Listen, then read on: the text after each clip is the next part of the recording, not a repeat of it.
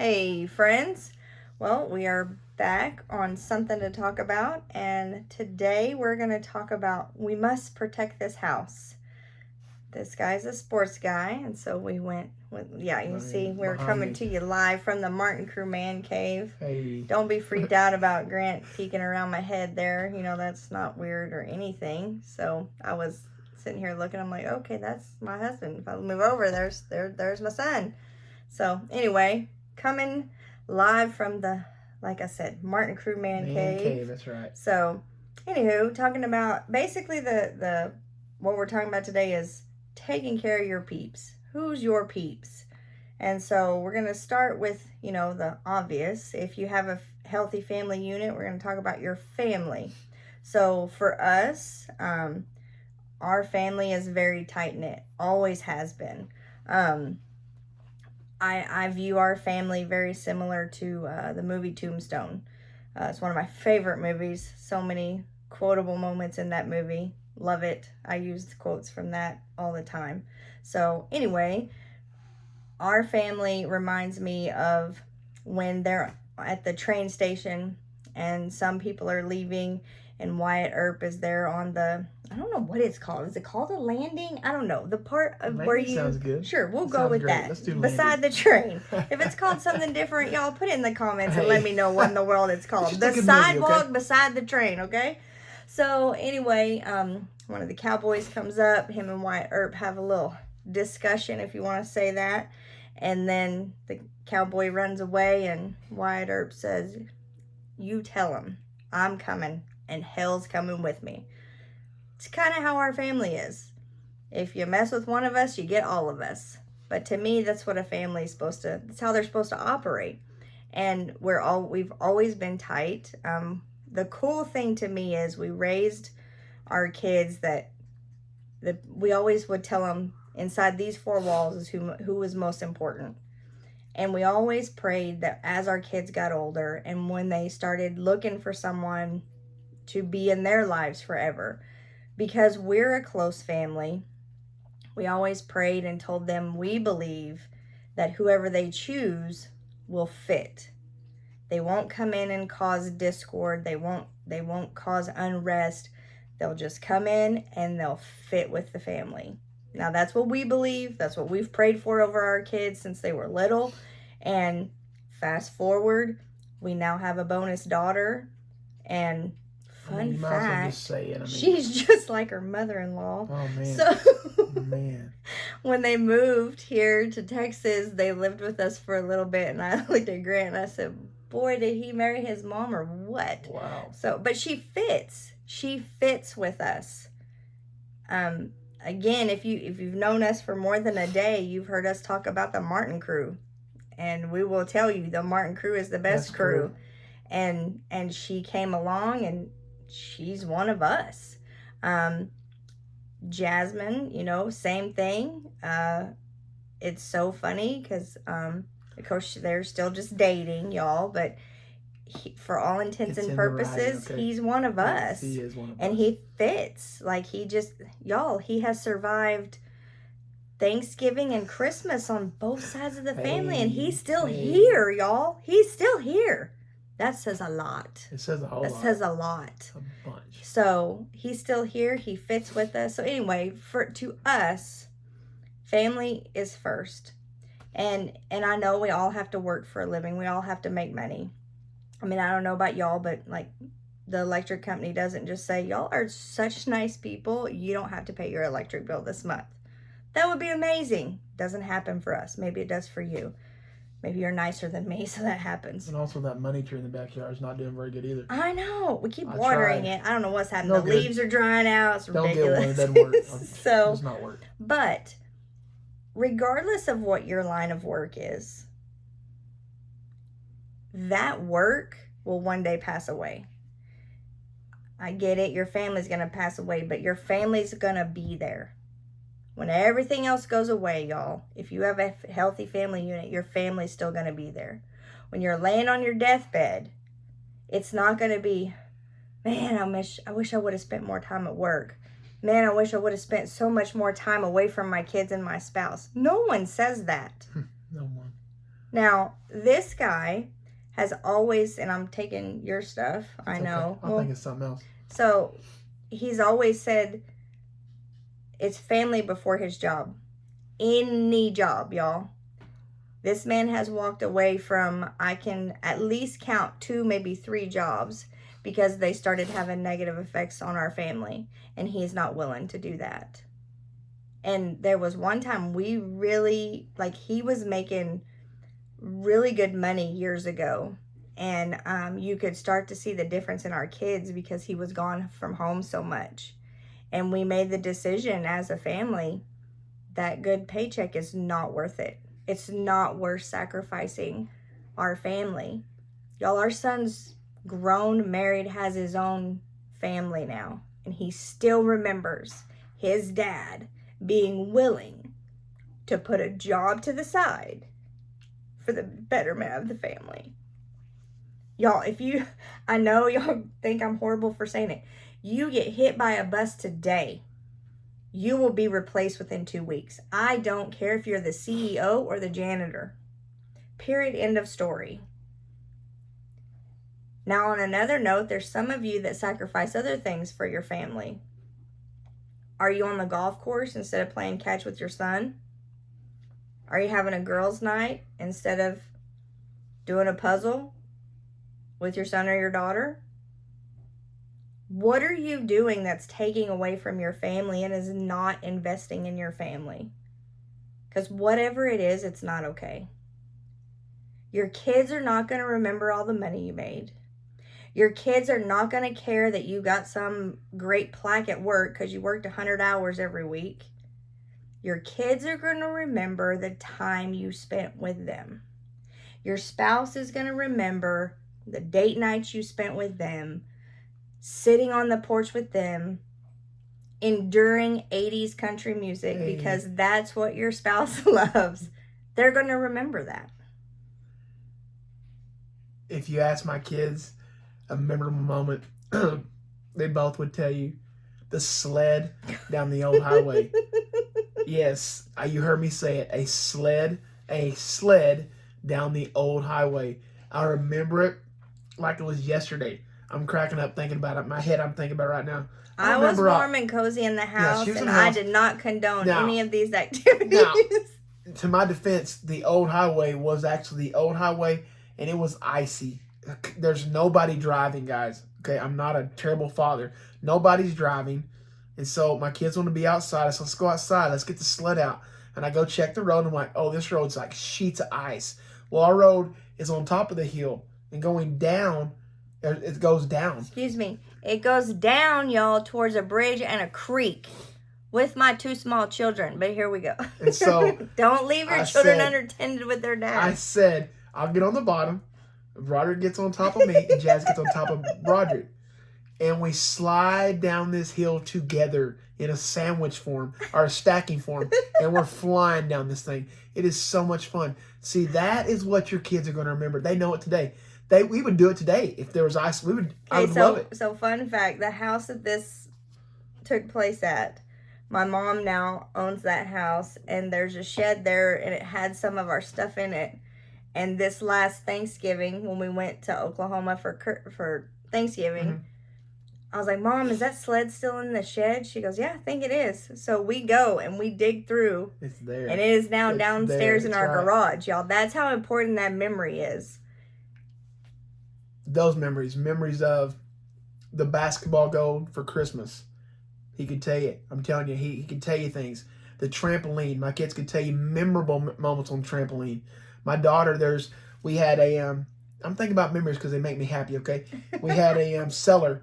On the cellar, it's like a little bitty hill. It's not, I'm talking about maybe 3 foot slide. It's a little hill. But that was Jasmine's hill. But it was Jasmine's hill. She loved getting on it's like a saucer. I call it a big saucer.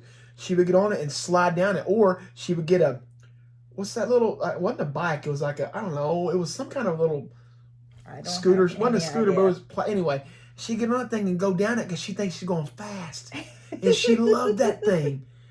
Those are the things you got to put in your memory box for when you are old and sitting on your porch and thinking of things. They come up to you and like, I remember that time. And you can just talk about it and have a good time. Things when I was a kid, I remember my grandpa was all about family. Yeah. Man, that dude loved it. Both of them. My mom's side and my dad's side, they were family. Now my grandma, my mom's side, she was the, oh, I love you, baby, the family, I love you a bunch. And my dad's mom was like, hey, grandma, I'm hungry. You know where the food is? You know where the bread is? Yes, Grandma Martin, I got it. But they loved hard. Yeah. They loved hard. I mean, and so I think that carries on. It should for generations. My grandfather was a hard worker. Don't get me wrong. He worked hard, but yet he loved harder. Nothing's wrong with working. I love working. You have to work. Working, and I love you're being not a going worker. to find two people. No, but I promise you, when the work's over, I want my family around me. I love my family. So like you said, work is important. And we know that sometimes you have to tell your kids, hey, I can't do that right now. I got to do this work. But here's the deal. Are you telling your kids, no, I don't have time for you all the time because of your work or your golf or your whatever? Insert, I don't know why golf keeps coming up. Whoever is out there that you're spending too much time on the golf course, can you get it together? Because golf will not leave my brain. The Mexico Opens right now. I don't know if you know that. Like I know that. I just saw it on ESPN. Sorry, it's actually I like happening. to make you happy and that your wife knows that. Oh, but I didn't. I just saw it today. Sorry, no big deal. But whatever you're putting over your family consistently, I would say take a step back and reevaluate that. Because at the end of your days, you don't want to say, man, I wish I would have taken more time with my family.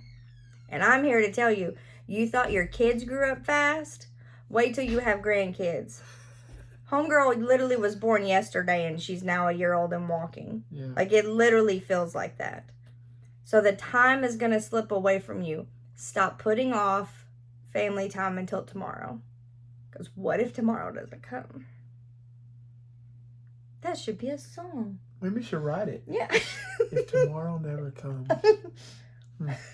I'll ask Garth about it, see what he says. Maybe he'll know how to write a song. I'm kidding. That was a terrible joke. Write that off. It's a terrible joke. Funny. I'm not a comedian, so sorry. So, family. Obviously, we're very passionate about family. But anyway. So then, but outside of your family, you have people you choose to do life with. And so you have what our pastor that raised us up would call heart friends. Those are people like you have soul ties to. And so if you want a biblical example of a true friend, Jonathan and David. They became friends after David killed Goliath. If you don't know what I'm talking about, there's a book called the Bible. You can open it up and read it. No, I'm kidding. I'm joking. No, but the story of Jonathan and David in 1 Samuel, I can't give you the exact. I want to say it's around 14. That's what I was going to say, 14. But the story about two heart friends that loved each other, you know, and I was going to say this earlier, that they made a covenant with one another. Yeah. Look the word covenant up.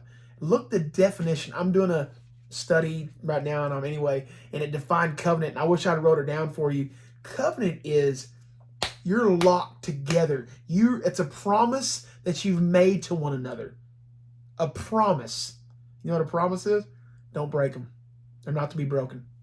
They're to stick together. And these guys were connected with their heart and soul. And, you know, like I said, I have a friend like that. Besides my wife, don't hate me, she's my best friend in the world. But I have a best friend that's a male that I've known all of my life. Pretty much all of my life. Wow. And so over 40 years I've known this man, and I've seen him go from my height, I'm not joking, we were kids, to way over my height as a grown up with his own family. But I've seen him at his best. I've seen him at his worst. I've seen him triumph. I've seen him fail. But in all those times, I would never, ever turn my back on him. No, there's not a chance. Vice versa, me too. I think we took a trip with him and his wife to Broken Bow. So much fun. We had a blast. We brought memories upon memories upon memories of when we first started dating our spouses. And Because anyway, we're a year, we're not even, I don't think, a year apart. Maybe a year apart. Our kids are both about a year apart, and it's kind of crazy. It's somewhat, we've grown up together, basically. Because no, we have. We all four dated together, and then got engaged and got married and had kids, like all just in each other's weddings. And I'm sorry, Kim, that I butchered your cake. You shouldn't have asked me to be your cake cutter, but still love you. So yeah, and I'm sorry I didn't get any of my cake, my groom's cake, when I'm at my wedding. I go back to get some, and guess what? It's all gone. It was chocolate just for me, and it's gone. I'm like, oh, thanks, guys, for saying the case. Peace for the groom. That's me. Anyway, we appreciate you, Corey, not letting us get in our car when we got ready to leave from our wedding. He did a good job with that little, that almost called a shadow. It's a duster. Plymouth Duster. It's a Plymouth Duster. Amazing car. Anyway, I know you young folks have no idea what I'm talking about. It's okay. Look it up. It's hilarious. You'll laugh. Anyway, what I'm saying is, when you have friends like this, it's okay to get together and remember the times. Go back. It's all right. And to see look where we grew up. Look how we were. Look how we are now. Successful marriages. We love our spouses. We have great kids. Yep. I mean, those are great things to say, you know what? We didn't mess up after all. Yeah. You know? I get to watch my daughter graduate soon, and that's crazy. I'm gonna have the Kleenex box around. I know I am. It's okay, but I'm not even talking about kids. See, I'm about to say something good about her, and I'm not talking about kids. See, I'm going off. Friends. We're going with friends. Sorry, I'm proud of her graduating, but anyway, we're talking about friends. I'm sorry, I'm off track. But and again, we're talking about heart friends, like true, tied together, like through thick bonds. And those are the people that you're able to share your heart with. We were talking about, kind of planning out what we were going to talk about earlier. And Grant said your heart friends, and he just said it a while ago, they've seen your worst, they've seen your best, and they love you regardless. And he said something to me earlier, and he said, people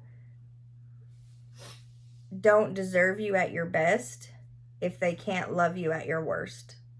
Those are your heart friends. Those are your people. Sometimes we're tempted, I don't know if it's that I don't know if we're wanting a friend so bad or what the deal is, but sometimes we open that circle to people who aren't meant to be in the circle. I was listening to something a couple of weeks ago, and it was talking about sometimes there's a need, you feel the need to cut people out of your life. And he said, when reality, you gave people a position in your life that they didn't earn and that they didn't deserve. And I was like, never thought about it that way. So don't try to elevate someone to a heart friend when they're not meant to be a heart friend. And I'm sure we can all think of an instance where we've done that and it didn't go so well.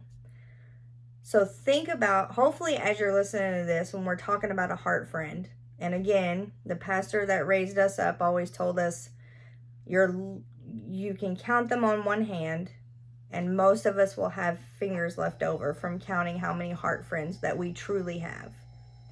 So just hopefully as you're listening to this, you're going through a list in your mind, and you're thinking, yes, this is my heart friend. This is my ride or die. It doesn't matter what life throws at either of us. We're still there. Those are your heart friends. Those are your people.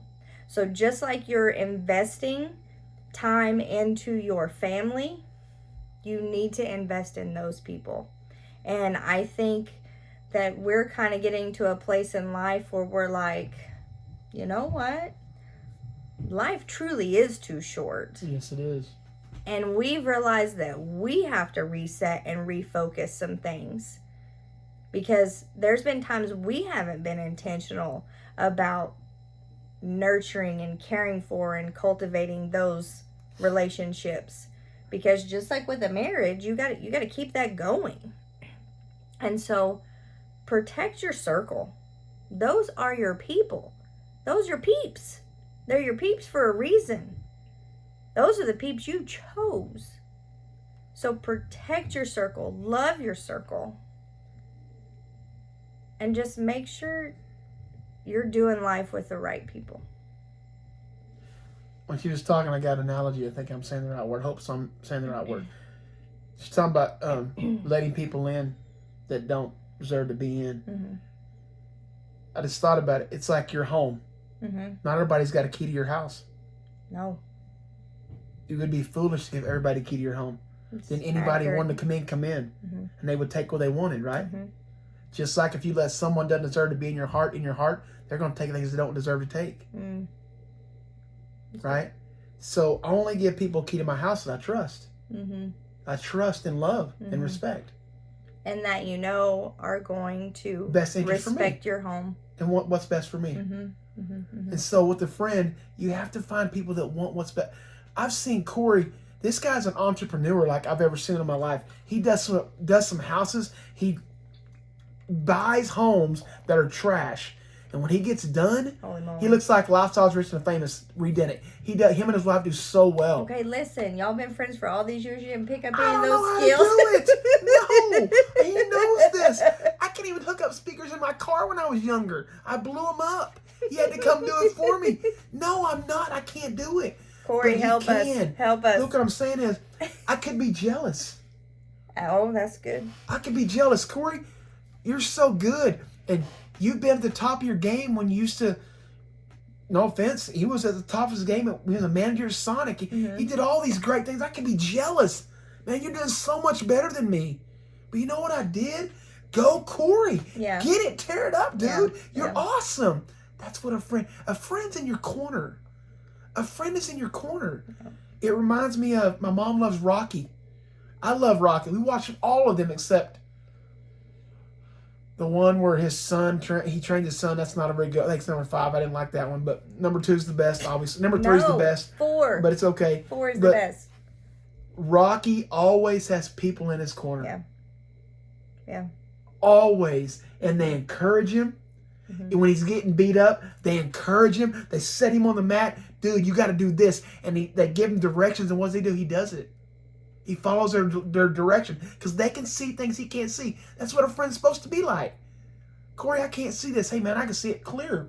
Do this. Hey, Corey, you can see it sometimes more clear. That's what a friend does. Yeah. It helps you with the path. Kind of helps guide you. Think about it. It's what Jesus does to us. Right? Yeah. He guides our steps. That's what a friend does. Yeah. Be that friend. Yeah. Man, guys, a friend is so cool. It's so important to be a friend.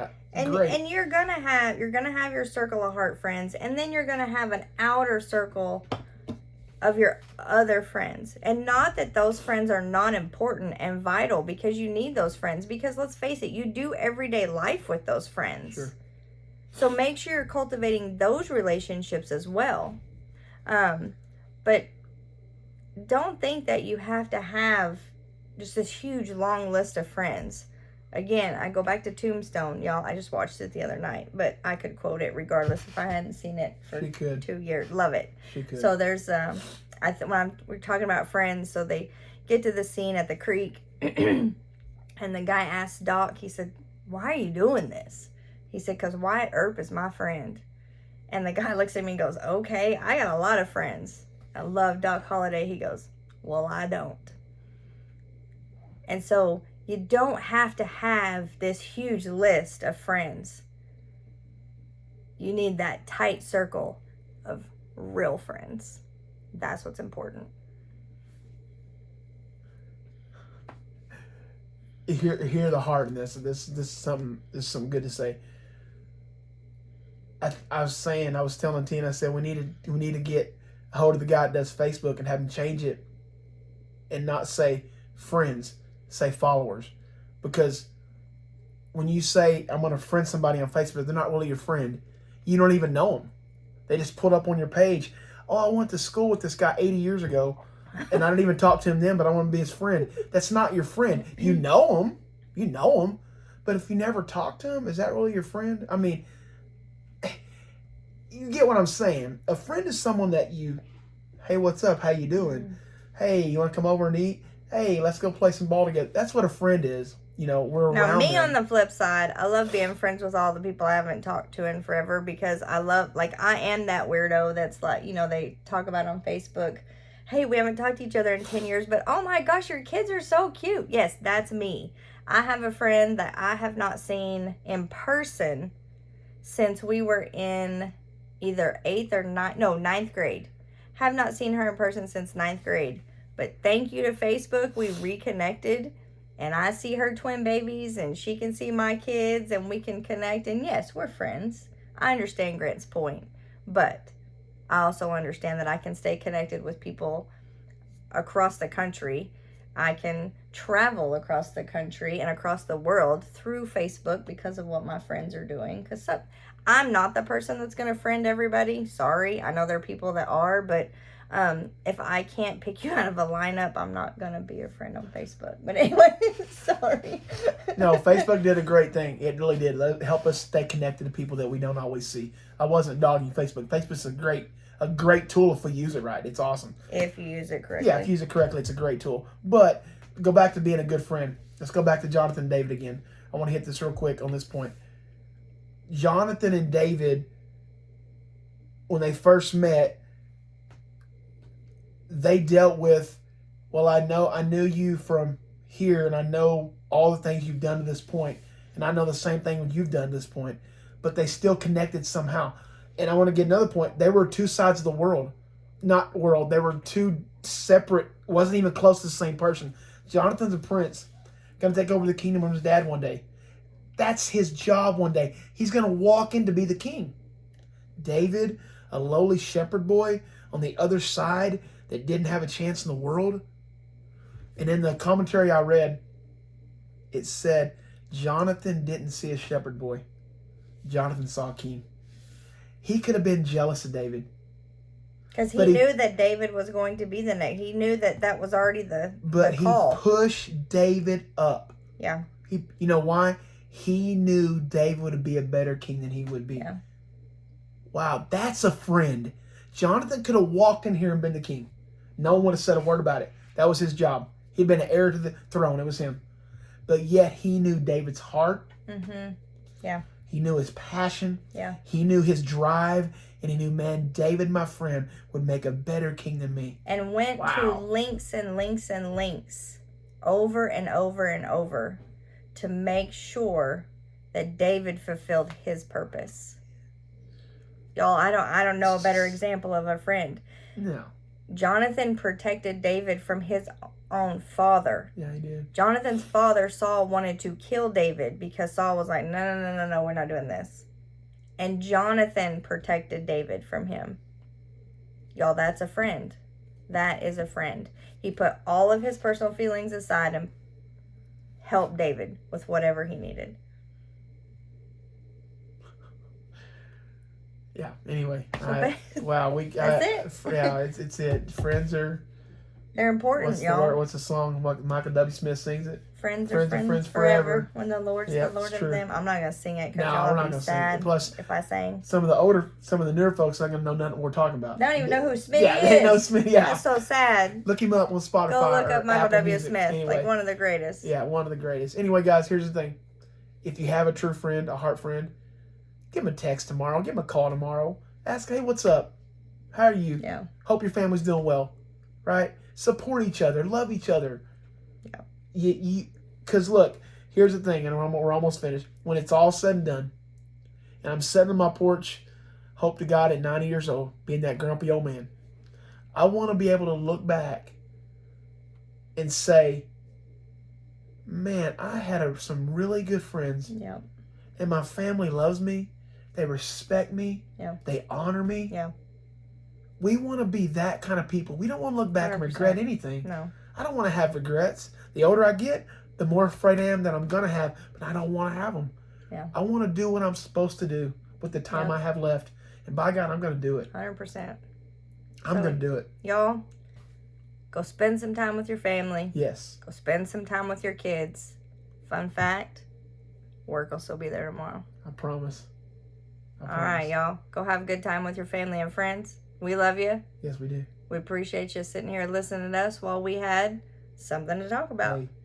Bye, guys. See you next time.